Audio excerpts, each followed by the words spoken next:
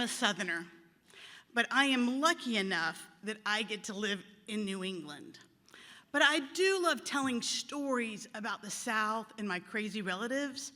But when I tell them here in New England, there's always sometimes this little blank stare people get, like they really can't believe it, you know?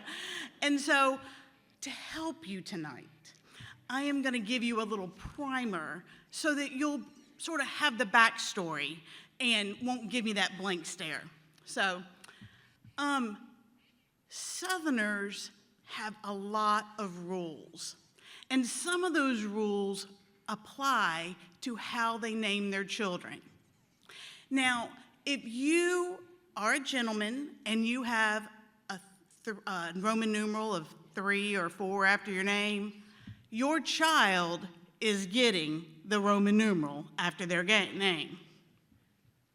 But paramount to it all, every Southern mama thinks about how their child's name will look as a monogram.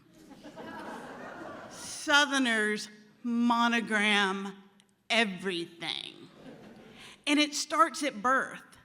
That freshly minted baby is immediately a little onesie with their fresh monogram is immediately put on where some grandma or aunt has sewn that little fresh monogram right on it.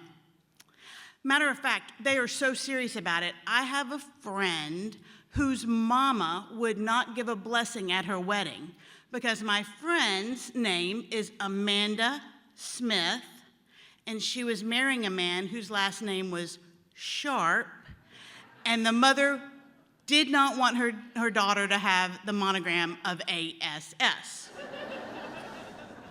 So I think now you're ready for the story. Now, my husband has 2 friends from this Deep South University that he went to, and they did everything together. My husband and I were the first to get married, and so I sort of got to be the 4th on all their little adventures. And then Jim brought Beverly into our group. Now, Beverly is Old South from Montgomery, Alabama. But if you hear her say it in her old Southern accent, she is from Montgomery, Alabama.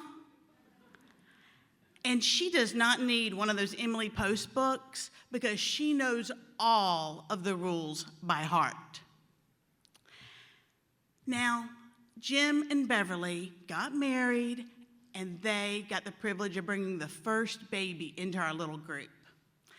And with Jim being a 3rd, that first baby got that Roman numeral after their name. Now, a few years later, Beverly was going to have another baby, another son. And we all got together so we could have one last weekend of fun before the baby crazy sort of hit. And Beverly was lamenting about what she should name this second baby. And see, I had broken with tradition. And I had chosen not to name my children by all the many rules that Southerners have. And I had gotten a lot of grief from those Southern wives and husbands. And so I was throwing out some more hip, non-conforming names in hopes that I could bring Beverly over to the Southern dark side, you know? And then, all of a sudden, I thought about it. And I thought, with a strong last name like Pitt, I could definitely have some fun with this. And all of a sudden, I thought of the perfect name. And I went about selling it. Now, in the world of Southern monograms, Q, the letter Q, is like the Holy Grail, okay? Just like in Scrabble. And so if you can use the letter Q, you get high marks. So I threw out the name Quentin as a middle name. The room got really still. They liked it. And so then I threw out the name Robert as a first name. And then I started the sales pitch. Robert Quentin Pitt. Now that's a name. That's a good one. RQP. Now that's a monogram you can be proud of. I said, and then he could be a sports guy, and it could be Rob Pitt coming into the university's quarterback position, Rob Pitt. And they all really liked the name. But in my mind, all I could think is I was going to get to call this new little person Bobby. Bobby Q. Pitt.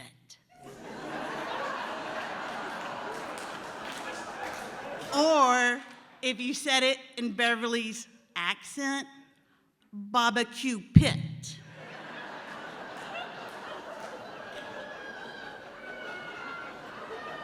So, Beverly spent the day talking about what a great name it was, and then she called her mama and told her mama the name we had dreamed up, and her mama loved it, called the jeweler, and had a silver rattle with RQP put on it, and immediately declared it the best monogram in the family, and said she was going to start sewing all the baby clothes with RQP on it.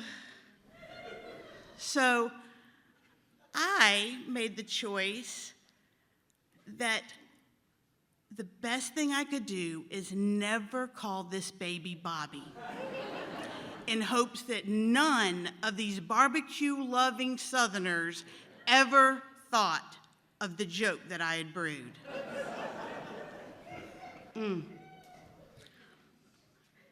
You know, bourbon has a way of making secrets come to light. And in that hospital waiting room right outside the delivery area, we cracked open a new bottle. And I got the giggles about little Bobby Q. Pitt. And